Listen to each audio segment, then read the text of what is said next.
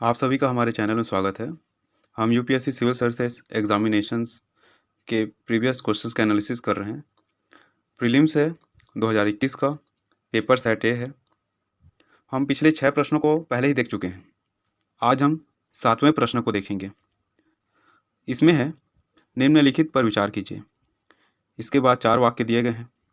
पहला, विदेशी मुद्रा संपरिवर्तनीय बॉन्ड। दूसरा, कुछ शर्तों के साथ विदेशी संस्थागत निवेश। तीसरा, वैश्विक निक्षेपागार डिपॉजिटरी प्राप्तियां।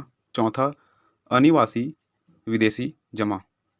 उपर्युक्त में से किसे किन्हें विदेशी प्रत्यक्ष निवेश में सम्मिलित किया जाता है या किए जा सकते हैं? इन वाक्यों में से किसे प्रत्यक्ष विदेशी निवेश के रूप में लिया जा सकता है, इसे हमें देखना है।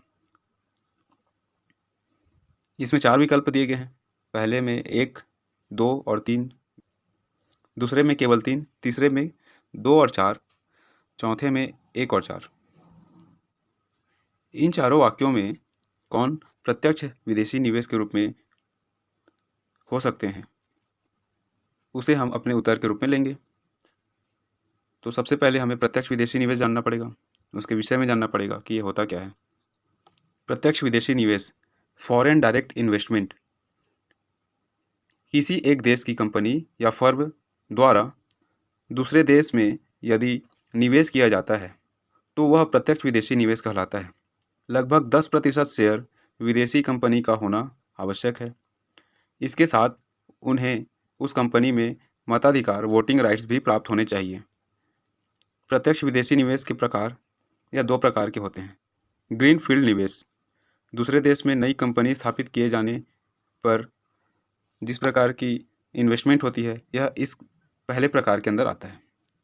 पूरी तरीके से नई कंपनी पर निवेश किया जाता है या नई कंपनी स्थापित की जाती है।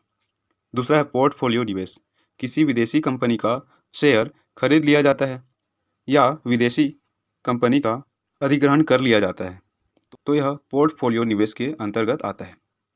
अब वाक्यों का विश्लेषण करते हैं। पहला वाक्य विदेशी मुद्रा संपरिवर्तनीय बॉन्ड के विषय में था। तो विदेशी मुद्रा संपरिवर्तनीय बॉन्ड भारतीय कंपनी में निवेश किए गए बॉन्ड होते हैं। यह बॉन्ड एक नियत समय पश्चात इक्विटी शेयर में परिवर्तित हो जाते हैं। विदेशी मुद्रा संपरिवर्तनीय बॉन्ड प्रत्यक्ष विदेशी निवेश के अंतर्गत आते हैं। तो पहला वाक्य हम प्रत्यक्ष विदेशी निवेश के रूप में ले सकते हैं। कुछ शर्तों के साथ विदेशी संस्थागत निवेश प्रत्यक्ष विदेशी निवेश के अंतर्गत या प्रत्यक्ष विदेशी निवेश में नहीं आते, तो यह वाक्य हम नहीं ले सकते। वैश्विक निक्षेपागार डिपॉजिटरी प्राप्तियां भी इस क्रम में नहीं आती हैं, तो यह वाक्य भी हम नहीं ले सकते अपने उत्तर के रूप में। चौथा वाक्य में अनिवासी विदेशी जमा, विदेश में रहने वाले देशी मूल के नागरिकों द्वारा जमा किया गया धन इस श्रेणी के अंतर्गत आता है या इस श्रेणी में आता है, प्रत्यक्ष विदेशी निवेश के अंतर्गत है।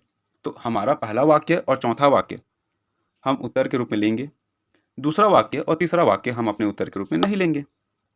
तो विकल्प में देखें तो विकल्प 1, पहला, दूसरा और तीसरा, तो दूसरा तीसरा तो हमारा प्रत्यक्ष विदेशी निवेश है ही नहीं, केवल पहला है, इस विकल्प को नहीं ले सकते। दूसरा विकल्प केवल तीसरे को इंगित करता है, केवल 3 करके, तो इसे भी नहीं ले सकते क्योंकि तीसरा वाक्य तो हमारा प्रत्यक्ष विदेशी निवेश के क्रम में नहीं आता। तीसरा विकल्प है दूसरा और चौथा, दूसरा वाक्य प्रत्यक्ष विदेशी निवेश नहीं है, तो इसे भी नहीं ले सकते। चौथा है पर दूसरा नहीं है, इस वजह से इसे नहीं ले सकते इस विकल्प को। चौथा विकल्प है पहला और चौथा, और वाक्य पहला और चौथा प्रत्यक्ष विदेशी निवेश के अंतर्गत आते हैं। विकल्प चौथा इस प्रश्न का सही उत्तर है।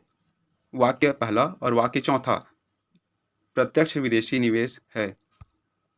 अतः विकल्प डी केवल 1 और 4 प्रश्न 7 का उत्तर होगा।